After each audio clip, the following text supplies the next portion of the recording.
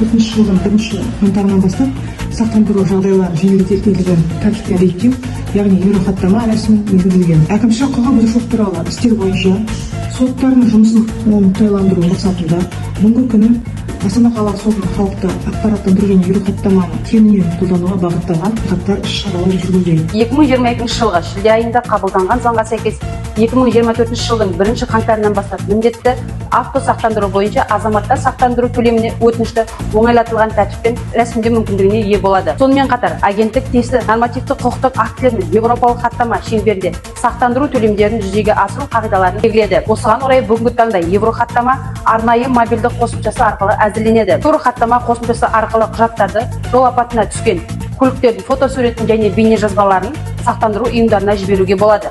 Еурохаттаманы қолдану үшін жол көлік апаты арнайы талаптарға сай болу керек. Ең негізгі талаптарын тоқтала кетсек, бірінші, жол көлік оқиғасына тек екі көліктің түсуі. Екіншіден, қатысушылардың өмірі мен денсаулығына зиянның болмауы. Үшінші, шығын сомасының 100 айлық есептік көрсеткіштен аспауы керек. Осыған қоса, жол көлік оқиғасына қатысушыларында кінәлі және жәбірленушіні анықтау бойынша келіспеушіліктер болмауы қажет. Еурохаттаманың енгізілуі азаматтарға авария болғанда полиция қызметкерлерін шақырмай және сотқа жүгінбей мобильді қосымшасы арқылы рәсімдеуге мүмкіндік береді. Сонымен қатар, еурохаттама сақтандыру төлемдері бойынша өтемақы алу мерзімін қысқартады.